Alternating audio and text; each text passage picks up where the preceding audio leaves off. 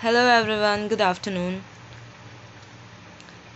Welcome to my channel Spexy Medico. Here I am Miss Muskan Sheikh, BDS third year student from SMBT Institute of Medical Science and Research Center Nashik. दोस्तों आप लोगों की तरह मैं भी NEET की एक स्टूडेंट थी जिसने नीट क्वालिफाई करके अब BDS में एडमिशन लिया है and I am an official third year student. So I am here to help you guys out in your studies and make them easy so you can also qualify NEET and get better grades, in fact excelling grades in your NEET exam, which will help you to qualify it and become a very good and a future bright future doctor. So let's start with the favorite lesson of mine from NCERT. NCERT में तो वैसे सारे ही lessons interesting है. First इसमें भी 11th वाली NCERT में भी और 12th वाली एनसीईआरटी में भी. But the most favourite lesson of mine is the neural control and coordination. So we will start by neural control and coordination. So this lesson is all about the neurons and the nervous system. जो system हमारी body को control करता है, ये system सिर्फ उसके बारे में है जो भी हम कंट्रोल कर पाते हैं, जो हमारी डेली एक्टिविटीज़ है जो हम करते हैं. सो वो कैसे हमारा ब्रेन उसको कंट्रोल करता है, किस तरीके से हम उस चीज़ को रिस्पॉन्ड कर पाते हैं, it's all about that. So the neural control and coordination मतलब जो हमारा पूरा नर्वस सिस्टम है उसका जो सबसे इम्पोर्टेंट स्पेशलाइज स्ट्रक्चर है that is a neuron. Humans में और एनिमल्स में, humans and animals, the long animals, okay, the wide animals, not the short one, they have a very complex structure and which is made up of mainly of neurons. तो neurons हमारा पूरा nervous system बनाता है और वो उसको बहुत ही complex बनाता है. So we have a complex structure, we have a complex nervous system which is called as the neural system. So the human nervous system, हमारा जो ह्यूमन नर्वस सिस्टम है, हमें जो पढ़ना है इसमें, ये डिवाइडेड है 3 मेन पार्ट्स में. So the first main part in this is the CNS. CNS is also known as central nervous system. The another one is PNS, which is also called as peripheral nervous system, and the third one is ANS, which is referred to as autonomous nervous system. So the central nervous system is further divided into two, जिसमें हमारे सबसे सबसे सबसे सबसे ज़्यादा main parts आते हैं जो कि हमारी बॉडी की हर चीज़ को कंट्रोल करते हैं, and that is the brain. And the second one is the spinal cord. So our central nervous system is further divided into two, which is called as brain and spinal cord. इसे central nervous system इसीलिए बोला जाता है क्योंकि हमारे body में जो चीज़ें सेंट्रली सबसे ज़्यादा प्लेस्ड है जो कि हमारे नर्वस सिस्टम को कंट्रोल करती है, that is the brain and the spinal cord. Rather else every else thing is situated somewhere other side of the body. पर ब्रेन ऐसा है जो हमारी सेंट्रली लोकेटेड है हमारे क्रेनियल कैविटी में, और spinal cord which is located in the vertebral column, the back side of the back side of our body. Then we have peripheral nervous system.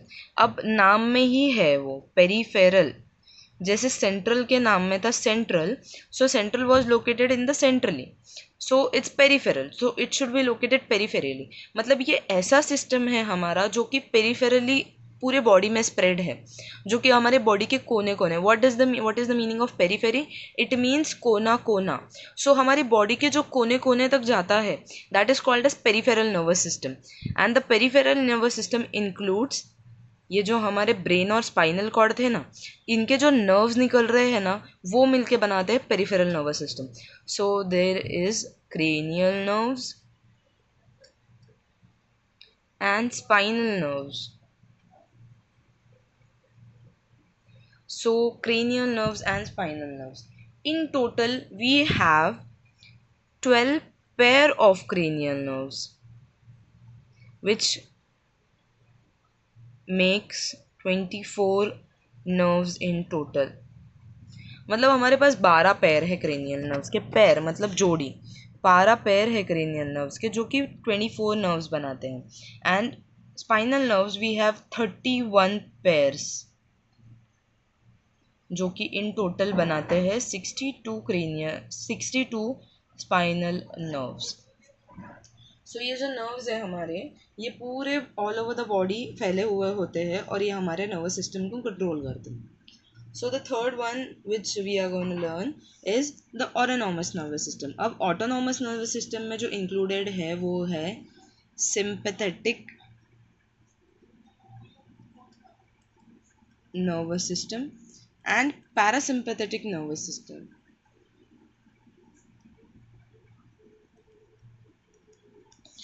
अब sympathetic nervous system जो है वो हमारा include करता है stress condition.